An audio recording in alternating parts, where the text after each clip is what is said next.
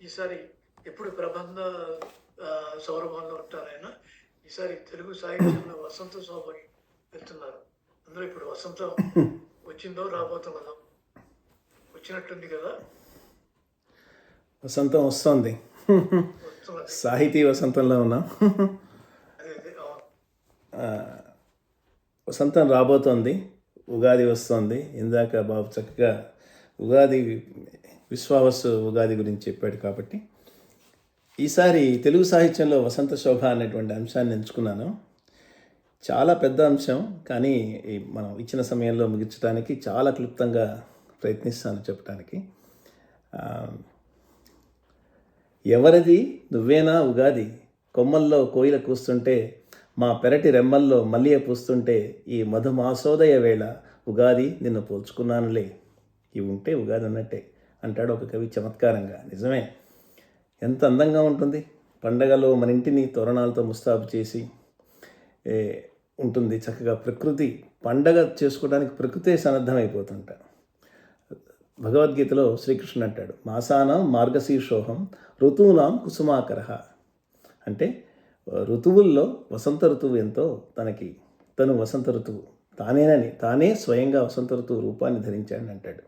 అటువంటి మహత్యం కలది ఈ యొక్క వసంత ఋతువు. ఈ యొక్క వసంత ఋతువులో వచ్చేటువంటి శోభను మన కవులకు పండగే. వసంతం వస్తుందంటే కవులందరికీ ఒక పండుగ వాతావరణం వస్తుంది. అసలు ప్రపంచంలో అత్యధికంగా పూలు వసంతంలోనే పూస్తాయట. తొలి పూతలు, తనువుకు హాయినిచ్చే చిరుగాలి, మనసుకు ఆహ్లాదాన్ని ఇచ్చేటువంటి కోయిల పాట, ఇవన్నీ కూడా ఒక్క చోట కనుక కనిపిస్తే అదే వసంతం. శుభసూచకమైనటువంటి ప్రారంభం. అంటే ఒకదానితో ఒకటి ముడిపడి ఉండే ఆశలు, తద్వారా మనసు పొందేటువంటి ఆనందం, వాటి ఫలితంగా మది నిండినటువంటి సంతృప్తి, వీటన్నిటికీ యొక్క చిరునామా వసంతం. ఎలా ఉంటుంది? కొత్త చిగుళ్ళు తగులుతాయి, వాటి వెంట మొగ్గలు తొడిగే పూలతో అలరారుతూ ఉంటాయి. ఆ యొక్క పూల యొక్క పరిమళాలతో పరిసరాలన్నీ కూడా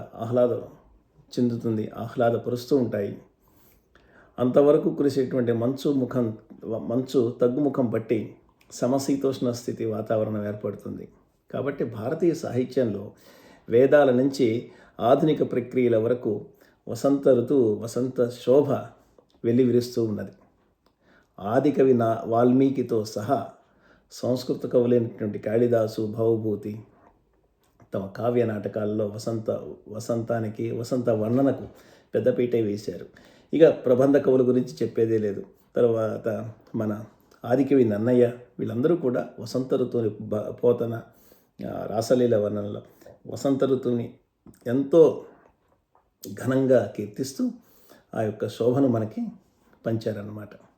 చిరుగాలి అనే చిన్న పిల్లవాడిని చెట్లు పూల తేనీయలతో జలకమాడించాయి. తెల్లని మల్లెపూల పొదలు అనేటువంటి పొత్తిళ్లలో కప్పి సొంపైన చిగురుటాకుల ఊయలలో పడుకోబెట్టి ఊపుతూ ఉన్నాయి. కోకిలలు తమ గానమాధుర్యంతో చొలపాడుతున్నాయట ఈ యొక్క వసంతంలో. ఆదికవి వాల్మీకి కూజంతం రామరామేతే మధురం మధురాక్షరం ఆరుహ్య కవితా శాఖాం వందే వాల్మీకి కోకిలం. కోకిల కూస్తుందంటే వసంతమే. సాహిత్యానికి, భారతీయ సాహిత్యానికి వసంతోదయమైనది ఈ యొక్క రామాయణం ప్రారంభంతో. ఇక ఏ విధంగా మన కవులు వసంతాన్ని వర్ణించారు ఒకసారి చూద్దాం. మొదటగా మరి తెలుగులో ఆదికవి నన్నయ్య గారితో మొదలు పెడదాం. నన్నయ్య ఆదిపర్వం పంచమాశ్వాసంలో వసంత వర్ణన చేశారు. ఒక కొత్త ఛందస్సులో, లయగ్రహి అనేటువంటి ఛందస్సులో లయాత్మికంగా ఈ యొక్క వసంత వర్ణన చేశారు. కమ్మని లతాంతములకు మెలసి వచ్చు మధుపమ్ముల సుగీత నిరదమ్ముల సగే, సూతమ్ముల రసత్కిలయమ్ముల సుగంధి ముకుళమ్ములను నానుచు మోర వాచాలమ్ములకు కోకిల కులమ్ముల రవమ్ము మధురమ్మకు చువించే, అనిశమ్ము సమనోభారమ్ముల అశోక నికరమ్ములను చంపక చెయ్యమ్ములను కించుక వనమ్ములను నొప్పెన్. మంచి సువాసన కల పూలకు ఆ యొక్క పూల మీద మూగిన తుమ్మెదల ఝుంకారం ఎంతో అతిశయించింది. మామిడి చివుళ్లను మొగ్గలను తింటూ సంతోషంతో కూసేటువంటి కోయిల గుంపుల కూతలు మనోహరంగా వినిపించసాగాయి ఈ యొక్క వసంతంలో. అశోకాలు, సంపెంగలు, మోదుగులు బాగా అన్ని పూలు చక్కగా పూచాయి అని నన్నయ్య గారు భారతంలో వర్ణించారు. అంటే లయాగ్రహి వృత్తం ఎందుకు తీసుకున్నారంటే లయాత్మకమైనటువంటి పద్యంలో అంతర్గతంగా ఉన్నటువంటి యొక్క వసంత ఋతు శోభను నన్నయ్య ప్రసన్న గంభీరంగా ప్రతిపాదించారు. 2 పద్యాలు రాశారు వసంతాన్ని వర్ణిస్తూ. ఇంకోటి ఏంటంటే చందన తమాల తరులందు నగరు ద్రుమములందు కదళీ వనములందు లవలీ మాకంద తరుషండములయందు అనిమీల అరవింద సరసీ వనములందు వనరాజీ కందళిత పుష్పమకరంద సముదం లగుచు తనువు సౌరభమునంది జన చిత్తానందమున ప్రోషితుడ అందము లలంగ మంద మలయానెల మమందగతి వీచెన్. మంచి గంధపు చెట్లు, అగరు చెట్లు, అరటి తోటల లవలీ తీగల తీయ మామిడి చెట్ల సమూహాలలో పూచిన తామర కొలంలో వికసించిన పూలలోని తేనె మీద పాకుతూ చల్లదనాన్ని సువాసనను పొంది ప్రజల మనస్సుకు ఆనందం కలిగించేటట్లు మందమారుతం వీచింది. అంటే ఇక్కడ ఇంతకుముందు పద్యంలో వీణుల విందు చేశారు. రూపనాదాత్మక వన సౌందర్యాన్ని వర్ణించిన నన్నయ్య ఈ పద్యంలో వన సౌందర్యంతో పాటు స్పర్శాత్మక మలయా నిలయాన్ని మనోహరంగా వర్ణించాడు. కాబట్టి అందుకనే ఆయన నన్నయ్య గారి ప్రసిద్ధి అక్షర రమ్యత, నానా రుచిరార్థ సూక్తి నిధిత్వం, రుచిరార్థ మనోజ్ఞం అయినటువంటి పద్యాన్ని మనకిక్కడ భారతంలో అందించారు. సరే, ఇక వసంతము అంటే ఇక మనకి ప్రబంధ కవులు గుర్తుకు రాకమానరు. ఆంధ్ర సారస్వతంలో సందర్భానుకూలంగా ఈ యొక్క కవులు వసంత ఋతు వర్ణన చేస్తూనే ఉన్నారు. మను చరిత్రలో పెద్దన, వసు చరిత్రలో రామరాజభూషణుడు, శృంగార శాకుంతలంలో పిల్లలమర్రి పినవీరభద్రుడు ఇత్యాది కవులు వసంత వర్ణనను ఎంతో శోభాయమానంగా నిర్వహించారు. మను చరిత్ర 6వ ఆశ్వాసంలో పెద్దన గారు ఈ యొక్క వర్ణన కావించారన్నమాట. తర్వాత పిల్లలమర్రి పినవీరభద్రుడు శృంగార శాకుంతలంలో మేనకా ప్రవేశం దగ్గర వసంత ఋతు ప్రవేశ సందర్భంన ఆ యొక్క ఋతువర్ణన కావించారు. మొత్తం 12 పద్యాలు రాశారు ఈ యొక్క శృంగార శాకుంతలంలో. ఇతనిని పెద్దన కొంతవరకు ఆదర్శంగా స్వీకరిస్తే, పెద్దలను ఆదర్శంగా తీసుకొని రామరాజభూషణుడు తన యొక్క సంగీత పరిజ్ఞానాన్ని, చమత్కార ప్రౌఢిమను ప్రదర్శించి వసంత ఋతు వర్ణన కావించారు. ఇంకొకటి ఏంటంటే ఈ యొక్క వసంత ఋతు ప్రవేశ సమయాన హిందోళ రాగం పాడటం అనేది ఒక వ్యవహారం. కవులు కూడా ఈ యొక్క వసంత ఋతు సందర్భంన హిందోళ రాగమును ఆలపించారు అనేటువంటి వర్ణనలు ఎక్కువగా చేశారన్నమాట. ఏతెంచన్ మధుమాసలక్ష్మి తరుణి హిందోళ రాగధ్వనులు వీతించన్ అని హిందోళ రాగధ్వనులు అంతటా వ్యాపించాయి అని పేర్కొన్నారు అంటూ ఈ యొక్క పద్యం చెప్పారు పిల్లలమర్రి పినవీరభద్రుడు తన శృంగార శాకుంతలంలో. హిందోళమున పాడిరి బృందారక సతులు విరహీ బృందారిగ తోచి ఎటులు వాసంతిక విందున ఇక శిశువుడాది వెడలం తోచెన్. అంటే హిందోళ రాగ ప్రసక్తిని, అంటే స్త్రీలు హిందోళ రాగం పాడారు అని ఆయన వర్ణిస్తే, అసలు హిందోళ రాగం ఎందుకున్నారంటే ఈ యొక్క తర్వాత దానికి మన రామరాజభూషణుడు వసు చరిత్రలో చక్కని చమత్కార భరితమైనటువంటి ఒక పద్యాన్ని చెప్పారు. ఏంటంటే అరిగా పంచమం ఏవగించి నవలాల్వేళ హిందోళ వైఖరి పూనన్ పికజాతమాత్మరవభంగ వ్యాకులం వై వనీధర నాలంబిత పల్లవ వ్రత విధూలాల్దన్ దదీయధ్వనిన్ సరిగా గైకొనియన్ వసంతము మహాసంపూర్ణ భావోన్నతిన్. అంటే హిందోళ రాగంలో 5 స్వరాలు ఉంటాయి. దీనిని ఔడవ రాగం అంటారు. అంటే సాగా మా దాని. ఇందులో రీస్వరం లేదు, పాస్వరం లేదు. హిందోళము వృషభ పంచమములు లేనటువంటి రాగం. అదే వసంత రాగాన్ని తీసుకుంటే ఈ యొక్క వృషభ పంచములతో కూడి మిగిలిన స్వరాలతో పాడుకున్నటువంటి సంపూర్ణమైనటువంటి రాగం. కాబట్టి స్త్రీలు హిందోళ రాగాన్ని వసంతం ఋతువు ప్రవేశ సూచకంగా ఆలపిస్తే అప్పుడు కోయిలట అది చూసి పంచమస్వరము తిరస్కారమైనదని భావించి చిగురుటాకులను భుజించి పంచమస్వరమును సరిగా వృషభముతో గ్రహించి కోయిలలు గానం చేసినట్టు. అంటే కోయిలలు వసంతమున పంచమ స్వరంతో కూశాయి అంటారు. ఆ విధంగా కోయిలలు మిగిలినటువంటి ఆ యొక్క వదిలివేయబడినటువంటి అరిగా అంటే వదిలివేయబడినటువంటి ఆ యొక్క స్వరాన్ని కోయిలలు తీసుకొని సరిగా గైకొని వసంతం అనేటువంటి పూర్ణ రాగాన్ని మనకిచ్చిందని రామరాజభూషణుడు చమత్కరించారు. అంటే తన యొక్క ఉన్నటువంటి సంగీత పరిజ్ఞానాన్ని కూడా ఈ యొక్క ప్రబంధంలో జొప్పించి మనకి ఒక అందమైనటువంటి పద్యాన్ని ఇచ్చారనమాట. అరిగా సరిగా అనేటువంటి పదాల్లో చమత్కారం ఉంది. స్త్రీలు పంచమ స్వరం అరిగా ఏవగిస్తే శత్రువులని అంటే ఆ స్వరాలు శత్రువులని స్త్రీలు పట్టించుకోకపోతే కోకిలలు గ్రహించి ఒక పూర్ణ రాగాన్ని ఇచ్చాయి అని ఒక చక్కని చమత్కారం చేశారు.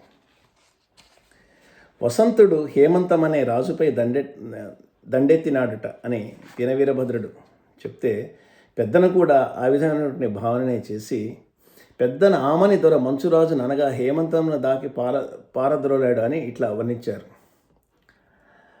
సూర్యుడు దాక్షిణ్యమును మాని అనగా అంటే దక్షిణ దిక్కును వదిలి కరుణాభావమును వీడి జగత్కంపము కలిగించు హిమ సంఘాతమును హిమగిరి దుర్గము చేరునట్లుగా తన యొక్క కరాఘాతాలు అంటే చేతులతో పారద్రోలాడని ఆయన చమత్కరించాడు.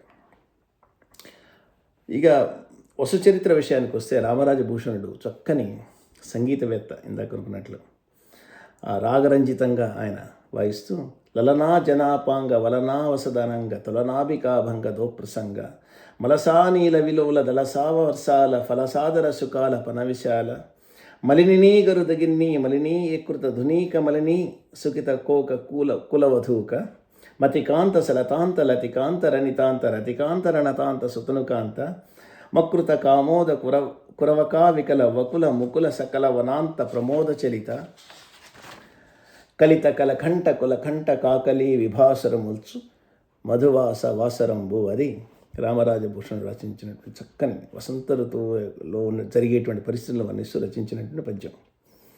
అంటే ఇక్కడ ఒక మొదటి పాదంలో స్త్రీల క్రీగంటి చూపులతో పరవశిస్తున్న కాముకుల కౌగలింతలుంటే రెండవ పాదంలో మందమారుతంలో కదిలే తీయని మామిడి చిగురుటాకులు తినేటువంటి రాచిలుకలు ఉన్నాయి. తర్వాత మూడవ పాదంలో ఆడు తొమ్మిదల సమూహపు రెక్కల చేత నల్లగా అయినటువంటి తామర తీగల్లో దాక్కున్నటువంటి చక్రవాక పక్షులు ఉన్నాయి. నాలుగవ పాదంలో పూపొదరిలలో విహరించేటువంటి జంటలు ఉన్నాయి. ఇక పద్యంలో వచ్చిన ఎత్తుగీతలో గోరుంట పూల మొక్కలు, కోయిల పాటలు, ఈ విధంగా వసంత శోభ అంతా కూడా ఈ యొక్క పద్యంలో శోభిల్ల చేశాడు రామరాజభూషణుడు. ఇక అంతేకాదు ఈ వసంత శోభలోనే ఇంకా మన సినీ కవులు కూడా ఎన్నో గొప్ప తమ యొక్క పాటల్లో వసంతోదయాన్ని వసంత శోభను మనకి అందించారు. ముఖ్యంగా నాకు బాగా నచ్చే పాట రుద్రవీణ సినిమాలో తరలిరాద తానే వసంతం తన దరికి రాని వనాల కోసం అంటూ సిరివెన్నెల గారు చక్కని గీతం ఆలపిస్తే ఇక వేటూరి వారు రాశారు చక్కని యుగళ గీతం.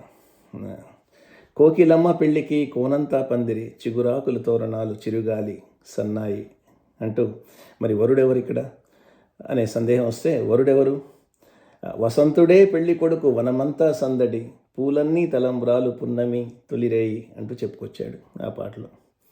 చిలుకలు కోరింకలు వాటి కిలకలారావాలు ఎన్నున్నా ఇవన్నీ కూడా వసంతానికి వసంత శోభకు ప్రతినిధులే.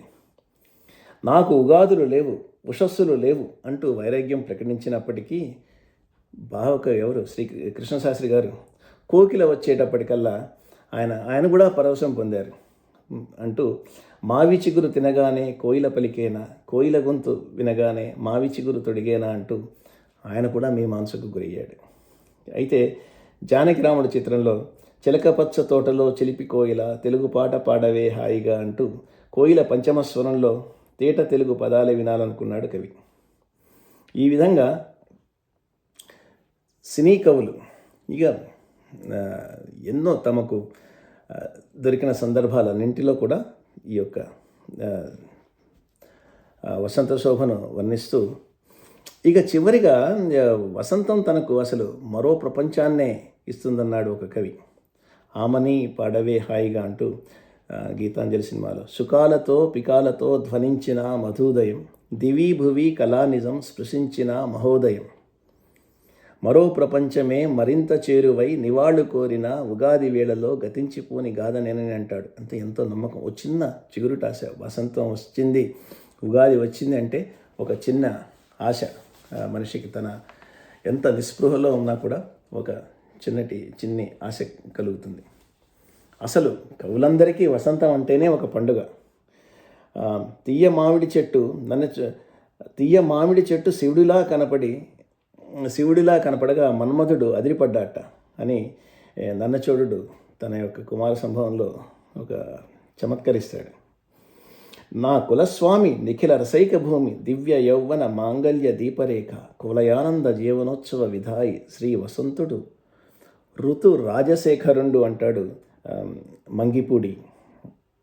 ఈ విధంగా వసంత ఋతువుని, వసంత శోభను కవులు వర్ణిస్తూ ఉన్నారు. కాకపోతే ఒక్కసారి మనం కవుల ఊహాగానాల్లో నుంచి పక్కకు వస్తే ఈ యొక్క ప్రపంచపు యొక్క వసంతాన్ని, ఇప్పుడు ఉన్నటువంటి వసంతాన్ని తిలకిస్తే చిగుళ్ళు పురిట్లో సంధి కొట్టిన శిశువుల్లా ఊడిపడుతున్నాయి, పండుటాకులేమో గబ్బిలాల్లాగా పట్టుకు వేలాడుతున్నాయి అని వింత వసంతాన్ని వర్ణిస్తారు డాక్టర్ సి నారాయణ రెడ్డి గారు. శృతి కుదరని వాద్య సమ్మేళనంలా వృధ చేస్తున్న 9 మూకలు వసంతోత్సవంలో కనపడతాయి. అంటే అంతా కాలుష్యం, ప్రకృతి అంతా కూడా కాలుష్యంతో కళతప్పిపోయిన వసంతమే ఇప్పుడుంది. కాబట్టి దీన్ని ఎట్లా అంటూ గంధకం వాసనల్ని భరించలేక గంధావహుడు గగ్గోలు పడుతున్నట్ట. అంతా కృత్రిమమే, ప్లాస్టిక్ పూలు, ప్లాస్టిక్ మొగ్గలు, పండగ పూట కూడా అంతా ప్లాస్టిక్ అలంకరణాలు, ఇవన్నీ కూడా పోతే కానీ మన స్వచ్ఛమైనటువంటి వసంతం రాదు అంటూ ఆ యొక్క ఇప్పటికీ దిగులు నీరు నిండిన కోటి సరస్తీరాల నా కవిత కోరికపు కోణాకారపు కొత్త చెట్లని నాడుతుంది అంటూ ఆశ దృక్పథంతో కూడా దేవరకొండ బాలగంగాధర తిలక్ గారు చెప్తారు. కాబట్టి ఈ యొక్క వసంతం ప్రకృతిలో మందహాసం చేసిందని ఈ యొక్క వసంత శోభను మనందరం ఆస్వాదిస్తూ ప్రకృతిని కాపాడుకుందాం, ప్రకృతితో మమేకమై ఆనందాన్ని ఆస్వాదిద్దాం. ఇది చిన్న క్లుప్తంగా వసంత శోభ. నమస్కారం. బాగుంది ప్రసాద్. ఇది మనసుని తట్టి నిద్రలేపే చివరిలో నారాయణ రెడ్డి గారు అందరూ మహానుభావులు. కథ మనమే మన కుటుంబ భూమిని నాశనం చేసుకుంటున్నాం. తనకి చెప్పేది లేదు. తర్వాత మీరు ఎప్పటిలాగానే నాకు చాలా నచ్చింది బాగా. మీరు రామ్ గారు ఒకటి చెప్పిన తర్వాత మీరు శాన్ ఆంటోనియో సదస్సు గురించి ఒక చిన్న అనౌన్స్మెంట్. రామ్ చాలా బాగుంది సార్, ఎప్పటిలాగే చక్కగా ఉంది. అందరివి మంచి మంచి ఉదాహరణలన్నీ పోగేసి వసంతాన్ని ముందే తీసుకొచ్చేసారు మనకి. మన హస్తినాపుర సౌరభానికి వసంతం ముందే వచ్చింది. శ్రీనివాసరావు గారు మీరు చెప్తారా ఏమన్నా?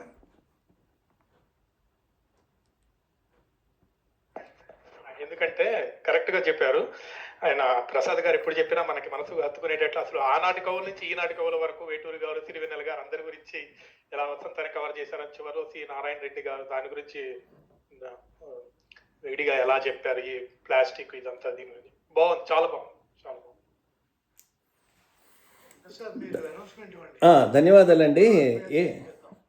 ఏప్రిల్ 19వ తారీఖున శాన్ ఆంటోనియోలో మన టెక్సాస్ తెలుగు సాహితీ సదస్సు నిర్వహించుకుంటున్నాం. మీరందరూ మీ అంశాలను మీరందరూ ముందు పాల్గొని ప్రశంసించవలసిందిగా అటువంటి మా ప్రార్థన. అంతేకాదు మీ అందరి అంశాలు కాస్త ముందే తెలియపరిస్తే మేము కరదీపికను అది తయారు చేసుకుంటూ వీలవుతుంది.